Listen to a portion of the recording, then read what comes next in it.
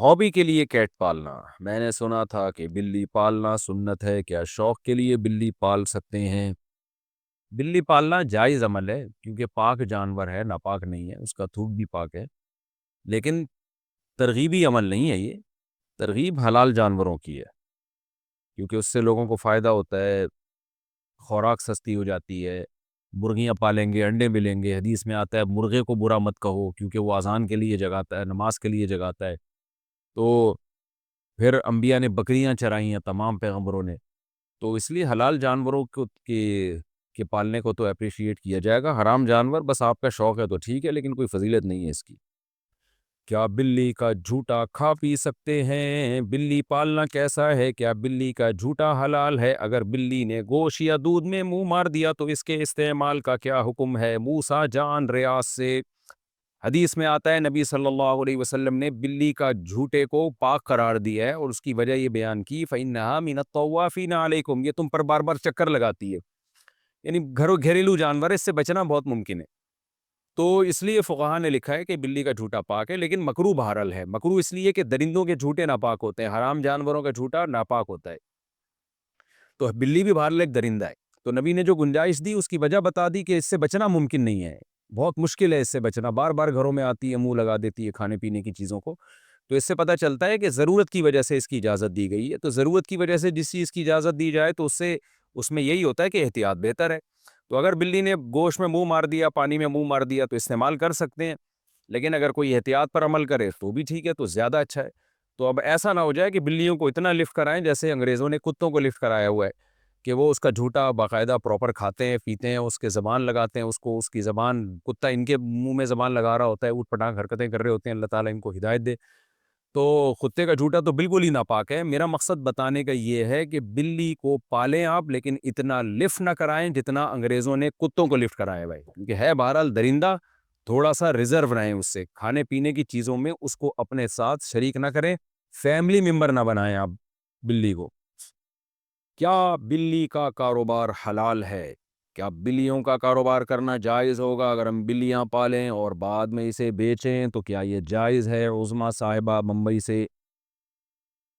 دیکھیے جائز تو ہے مگر مکروہ ناپسندیدہ ہے۔ نبی صلی اللہ علیہ وسلم نے بلی کے جو اجرت ہے، یعنی بلی کو آپ فروخت کر کے جو اس کا ثمن حاصل ہوتا ہے، اس کو آپ صلی اللہ علیہ وسلم نے اس کو ناجائز قرار دیا ہے، تو جمہور علماء وہاں جو کہتے ہیں کہ آپ صلی اللہ علیہ وسلم نے اس کو پسند نہیں کیا، اس سے مراد کراہت تنزیہی ہے، یعنی حرام، بعض علماء تو حرام ہونے کے قائل ہیں لیکن جمہور علماء کہتے ہیں کہ وہاں مراد جو نبی نے منع کیا ہے، یعنی بلی کے جو قیمت ہے اس کو کھانے سے، تو یہ ممانعت حرام کے درجے میں نہیں ہے بلکہ کراہت تنزیہہ کے درجے میں، دوسرے دلائل کی روشنی میں۔ اس کی وجہ ہے کہ بلی کا جھوٹا حلال ہے، سوری جھوٹا پاک ہے بلی کا، تو وہ ناپاک جانور نہیں ہے، تو اس لیے اس کے ناجائز ہونے کی اور کوئی وجہ نہیں ہے۔ البتہ اس حدیث کی روشنی میں بعض علماء کہتے ہیں کہ حرام ہے، لیکن جمہور علماء کہتے ہیں کہ مکروہ تنزیہی ہے۔ مکروہ تنزیہی کا مطلب ہوتا ہے اوائڈ کرنا، بچنا بہتر ہے۔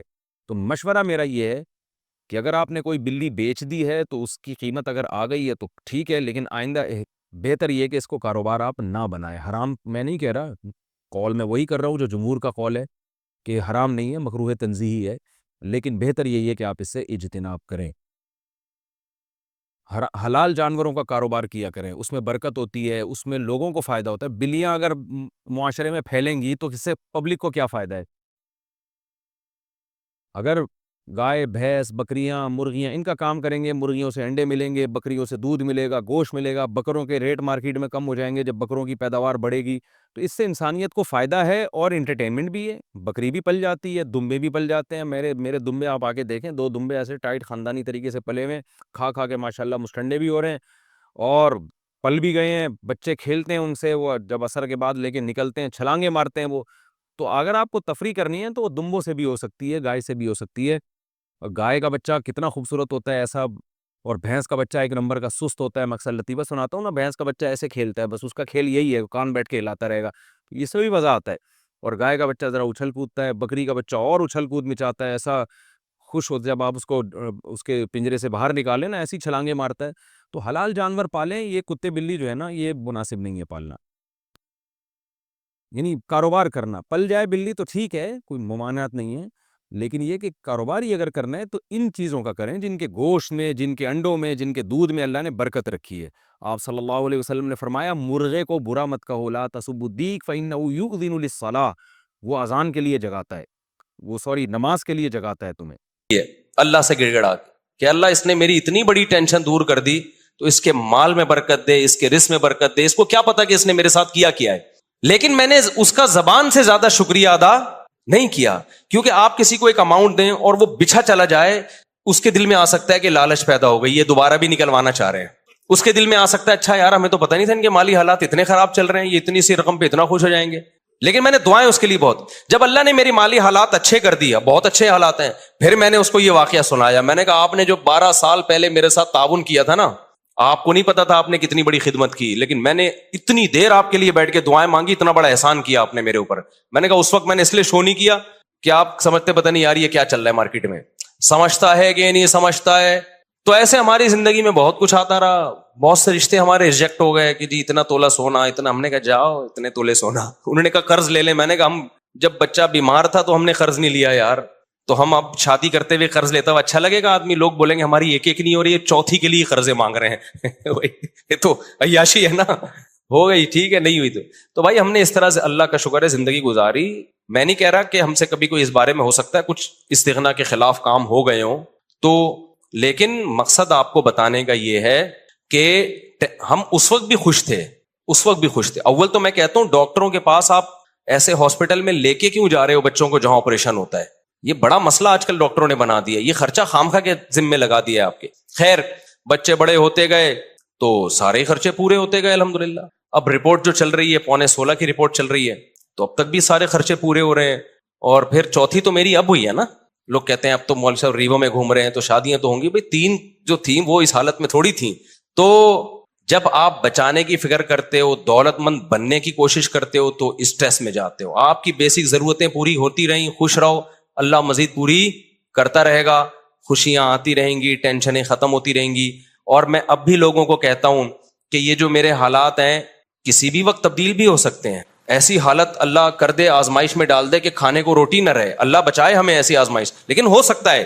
پھر اس پہ یہ کوئی نہیں کہے کہ اچھا اتنی شادیاں، اتنے بچے، کھانے کو روٹی نہیں ہے، کوئی بات نہیں، ایک بچے میں بھی اللہ روزی چھین سکتا ہے، اور 20 بچوں میں بھی اللہ روزی چھین سکتا ہے۔ آپ کو اللہ پہ یہ ایمان رکھنا ہے کہ رزق کا تعلق اولاد کے ہونے یا نہ ہونے سے، بیویوں کے ہونے یا نہ ہونے سے نہیں ہے۔ ہم نے ایسے لوگ بھی دیکھے 4 بیویاں خوش ہیں، اور ایسے بھی دیکھیں ایک بیوی کو کھلانے کے پیسے نہیں ہیں، اور ایسے کنوارے بھی دیکھیں کہ شادی نہیں کرتے پیسہ بچانے کے لیے، پھر بھی دیوالیہ ہو گیا ان کا۔ تو اللہ اگر عذاب دینا چاہے گا، ایک بچے کو ٹینشن بنا دے گا، اس کے کھلانے کے پیسے نہیں ہوں گے، اور کھلانے پہ آئے گا تو درجنوں بچوں کو بھی لگژری لائف دے دو گے تم۔ تو کبھی نسل مت روکو یہ سوچ کے کہ میں کھلاؤں گا کہاں سے۔ یہ پیغام ہے جو میں نے دینے کے لیے نا اتنی لمبی کہانی سنائی ہے آپ کو، یہ سچی کہانی ہے، یہ جھوٹی کہانی نہیں ہے، سمجھتا ہے؟ چلو بھائی آگے بھی شادی، جس مسلمان کی شادی ہو رہی ہے وہ آگے، بہت دیر سے آئے ہیں یار، اپنی شادی میں لیٹ ہو رہے ہیں، لڑکی والے لیٹ ہو گئے، چھوڑ کے چلے گئے۔ اچھا تو آپ کو غصہ نہیں آیا لڑکی والوں پہ؟ غصہ آیا آپ کو تو آپ نے ڈانٹا ان کو؟ ابھی تو تھوڑی تمیز سے ڈانٹا ہوگا نا، کہاں ہو رہ گئے؟ شادی کے بعد پھر غصہ، شادی کے بعد پھر داماد دیکھو کیسا انجوائے کرتا ہے سسرالیوں کو ذلیل کر کے۔ شادی سے پہلے جو ہے نا جتنا بھی غصہ آ رہا ہو، بڑے آرام سے سسرال پہ غصے کا اظہار ہو۔ آپ کے علاوہ کی بات کر رہا ہوں۔ اچھا بھائی، اویس صدیقی ول شبیر احمد صدیقی، مہر کی رقم ہے 50,000، دلہن کا نام فرح خان بنت محمد یعقوب خان۔ دلہن کے وکیل کون ہے؟ مجھے تو لگ رہا ہے ابھی بھی نہیں آئے وہ، کہاں ہے بھائی دلہن کے وکیل؟ ان کا نام کیا ہے؟ ابے نام ہی نہیں لکھا دلہن کے وکیل کا۔ شادی کے بعد دوبارہ ایک دفعہ تھوڑا سا غصے کا اظہار، رخصتی ہونے دیں پھر دیکھ ان سے نمٹنا، پھر ابھی تھوڑا کنٹرول، رخصتی ہو جائے پھر دیکھو۔ کہاں ہے بھائی دلہن کے وکیل؟ آپ ہیں حضرت، آپ ہیں؟ آپ بتائیں کہ آپ نے مجھے اجازت دی 50,000 مہر میں فرح خان بنت محمد یعقوب خان کا نکاح اویس صدیقی ول شبیر احمد صدیقی سے کروں، اجازت ہے؟ چلو جی، الحمدللہ نحمدہ ونستعینہ ونستغفرہ ونؤمن بہ ونتوکل علیہ ونعوذ باللہ من شرور انفسنا ومن سیئات اعمالنا، من یہدہ اللہ فلا مضل لہ ومن یضللہ فلا ہادی لہ، ونشہد ان لا الہ الا اللہ وحدہ لا شریک لہ، ونشهد أن سيدنا وحبيبنا وشفيعنا وسندنا محمدا عبده ورسوله صلى الله تعالى عليه وعلى آله وأصحابه وبارك وسلم تسليما كثيرا كثيرا.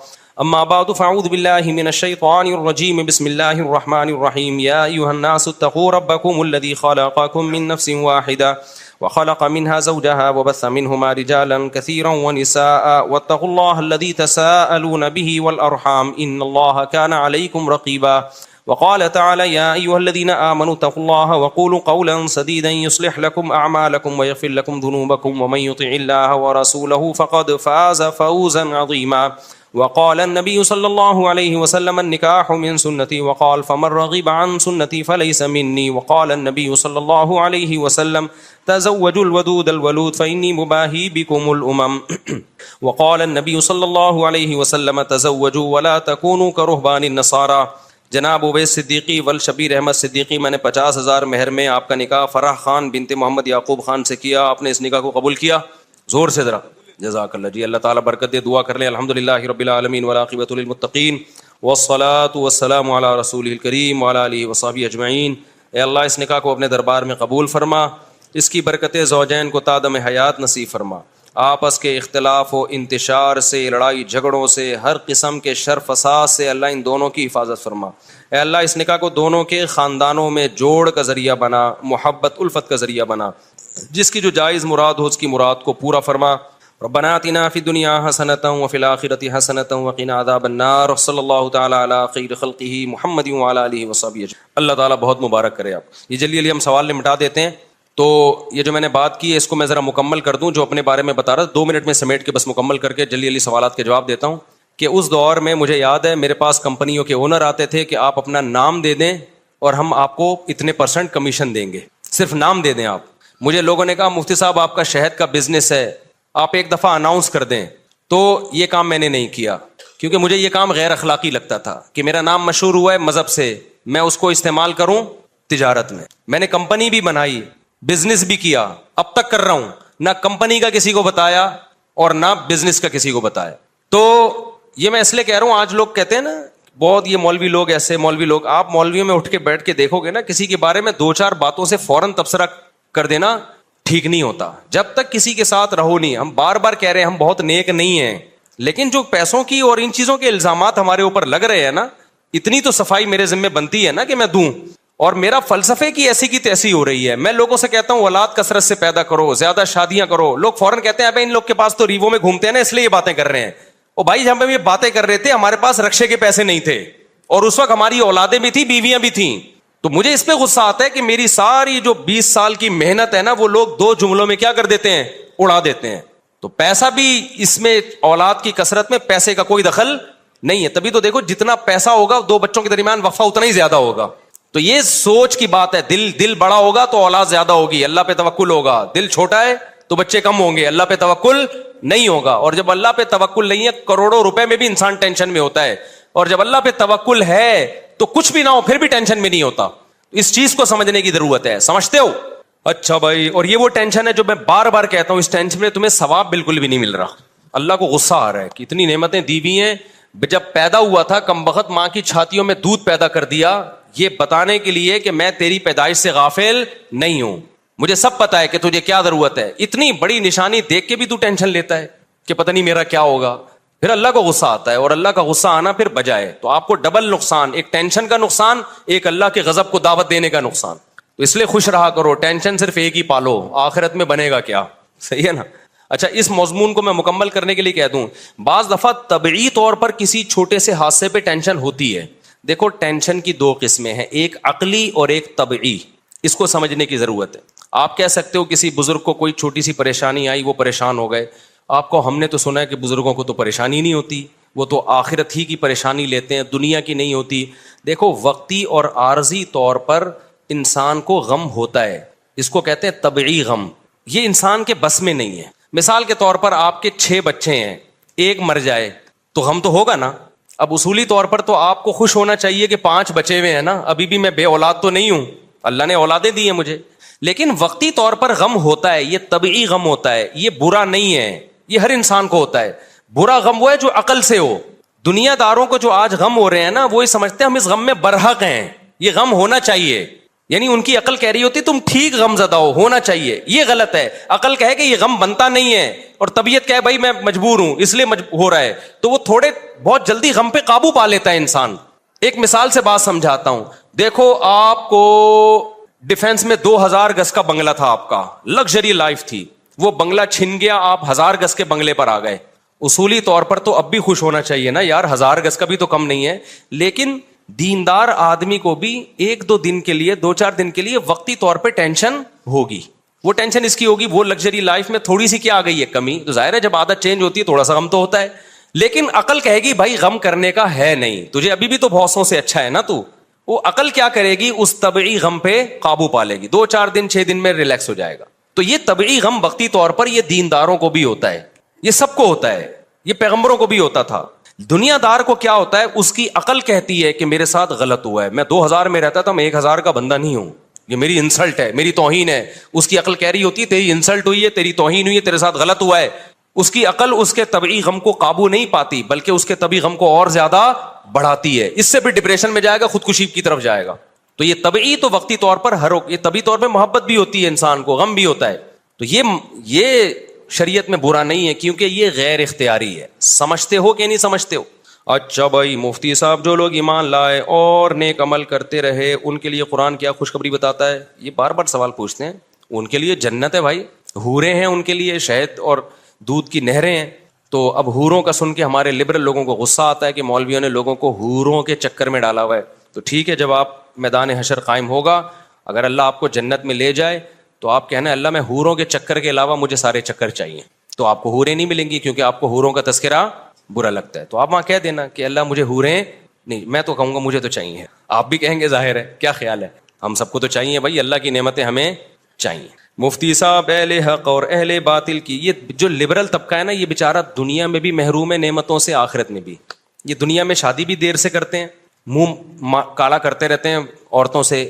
ان کو زنا کی تھوڑی دیر کی لذت ملتی ہے, عورت کی محبت نہیں ملتی ان کو. بے وفا عورتیں ملتی ہیں ان کو, آج ادھر منہ کالا کرا رہی ہے, کل کہیں اور چلی جائے گی. تو زنا کی تھوڑی دیر کی جو لذت ہے وہ ملتی ہے بس ان کو. 24 گھنٹے کے غم ملتے ہیں پھر ان کو. دیندار آدمی وقت پہ نکاح کرتا ہے, اس کو بیوی کی محبت ملتی ہے, ایک با وفا بیوی. یہ جو عورتیں لڑ رہی ہوتی ہیں نا, آپ دیر سے آ رہے ہو, مرد غصے میں آ رہا ہوتا ہے, او بھائی یہ بہت بڑی کوالٹی ہے عورت کی کہ وہ غصہ کر رہی ہے. جب یہ نہیں ہوگی نا تو تم رو گے, تم بولو گے یار پہلے میں دیر سے آتا تھا, میری بیوی میرے انتظار میں بیٹھی ہوتی تھی نا, غصہ کرتی تھی. جب بیوی نہیں ہوگی نا, پھر جس دن دیر سے آؤ گے اور پیچھے کوئی لڑنے والا نہیں ہوگا, تمہیں ٹینشن ہوگی کہ یار ایک محبت کرنے والی تھی وہ گئی.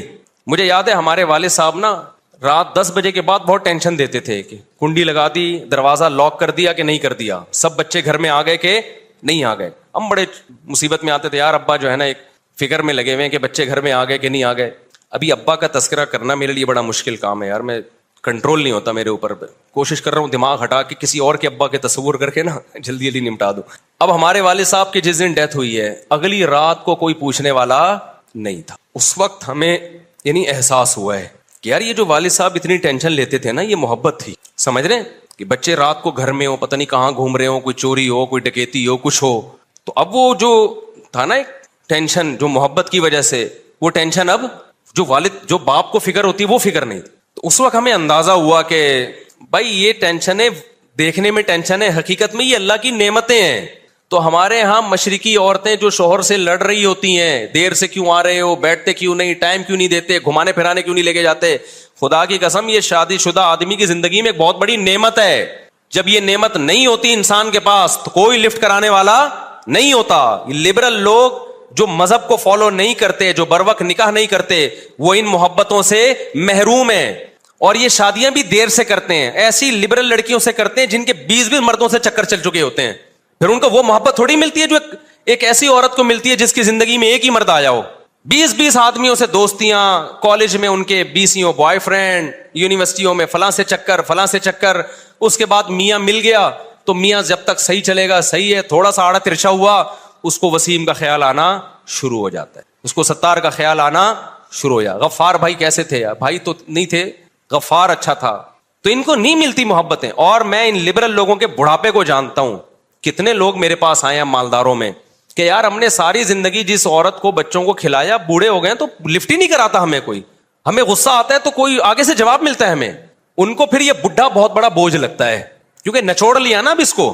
تو یہ نعمت اللہ نے دینداروں کو دی ہے. دیندار گھروں میں شادیاں کرتے ہیں, پردے والی لڑکیوں سے نکاح کرتے ہیں, جن کی زندگی میں پہلی دفعہ کوئی مرد آ رہا ہے. ایجوکیشن کو فوکس نہیں کرتے, گھریلو عورت ہونے کو فوکس کرتے ہیں. ہمارے یہاں سارا فوکس بیوی میں ایجوکیٹڈ ہو. بھائی پہلے حیا اور شرم دیکھو اس میں کتنی ہے. تو یہ اللہ کی ایسی نعمتیں خدا کی قسم دینداروں پہ کہ ان کو محبت کرنے والی عورتیں ملتی ہیں. وہ دیندار پھر اس سے ٹینشن میں ہو رہا ہوتا ہے ہر وقت, مجھے ریموٹ کنٹرول کی طرح کنٹرول کیا ہوا میری بیوی نے. میں کہتا ہوں میرے بھائی جب یہ نہیں ہوگی نا تو پھر تو روئے گا, پھر تجھے غم ہوگا. انگریزوں میں نہیں ہوتا یہ, انگریزوں میں اس طرح سے سیٹ اپ نہیں ہوتا. نہ محبت کرنے والی اولاد ملتی ہے جو بڑھاپے میں روئے, اور نہ محبت کرنے والی ایسی بیوی ملتی ہے جو دکھ درد میں آپ کا ساتھ دے. ہم نے تو ایسی عورتیں دیکھی ہیں, شوہر کو فالج ہو گیا, 10 سال بیڈ پہ پڑا ہوا ہے, عورت خدمت کر رہی ہے. بیوی کو فالج ہو گیا, 10 سال سے بیڈ پہ پڑی ہوئی ہے, شوہر کیا کر رہا ہے, دعائیں کروا رہا ہے اس کے لیے, اس کی خدمت کر رہا ہے. یہ چیز آپ کو دنیا پرستوں میں نظر نہیں آئے گی. محبت اور ریلیشن تو ہے ہی نہیں. ایک مثال سے بات سمجھاتا ہوں, کھوپڑی شریف میں آ جائے گی انشاءاللہ. ڈاکٹر ذیشان کا نام سنا ہے نا, جو القادر یونیورسٹی کے ڈین تھے. ڈاکٹر ذیشان ابھی الغزالی یونیورسٹی کے ڈین ہیں. جامعۃ الرشید نے جو الغزالی یونیورسٹی بنائی اس کے ڈین ان کو بنایا. بڑے دیندار آدمی ہیں. لمس یونیورسٹی کے پروفیسر تھے یا ہیں, شاید ابھی بھی ہوں, لیکن تھے تو یہ تو مجھے پتا ہے. وہ اپنا واقعہ سنا رہے تھے کہ میں یونیورسٹی میں اتنی اچھی پوسٹ پہ, کہتے ہیں میرے بہت سارے یونیورسٹی میں شاگرد, کہتے ہیں مولانا یوسف لدھیانوی شہید رحمۃ اللہ علیہ کا انتقال ہوا تو میں ان کے جنازے میں گیا. ان کے جنازے میں نے پہلی صف میں طلبہ کو روتے ہوئے دیکھا, اور جنازے کا ٹھاٹھے مارتا ہوا سمندر جو ان کے شاگردوں سا. کہتے ہیں مجھے خیال آیا کہ میں اتنی بڑی یونیورسٹی میں پڑھا رہا ہوں اور یہ پڑھاتے تھے مدرسے میں, سمجھ رہے ہیں. میں امریکہ سے پڑھ کر آیا, UK سے پڑھ کر آیا, میری تعلیم پہ لاکھوں روپے خرچ ہوئے ہیں, اور اب میری انکم بھی اچھی ہے, ان سے بہت زیادہ اچھی ہے. تو مجھے یقین ہے کہ میں جب مرا نا تو میرے جنازے میں یونیورسٹی کے 2-4 شاگردوں سے زیادہ کوئی بھی نہیں آئے گا, اور جو آئے گا اس کے یہ جذبات بھی نہیں ہوں گے جو ان کے جذبات. اور ان کے شاگردوں کو دیکھو کیسے غمزدہ, اور کتنا ٹھاٹے مارتا ہوا سمندر. تو جنازہ تو بڑا باطل لوگوں کا بھی ہو سکتا ہے, لیکن میں ایک یہ بات سمجھانا چاہتا ہوں ڈاکٹر ذیشان کی. کہتے ہیں اس وقت میری آنکھیں کھولی تو ان کے الفاظ کو میں اپنی زبان میں ترجمانی کر رہا ہوں کہ ریلیشن صرف مذہب بناتا ہے, مذہب کے علاوہ ریلیشن نام کی کوئی چیز آپ کو نظر نہیں آئی. سمجھتے ہو حقیقت میں ریلیشن کس سے بنتا ہے, صرف مذہب سے بنتا ہے. بھائی مذہب نہیں ہے تو ریلیشن گیا تیل لینے, پیسہ ہے تو ریلیشن ہے, نہیں ہے تو کیا ہے, تو میرے کس کام کا ہے. بھائی کمپنی آپ کو کب رکھے گی, جب آپ اس کے کام کے ہو. جب نہیں ہو تو سعودی عرب میں ہم نے دیکھا ہے 40 سال سے لوگ جاب کر رہے ہوتے ہیں, بیماری ہوئی, کمپنی نے, شیخ صاحب نے فوراً کیا ٹھڈا مار کے نکال دے, کک آؤٹ.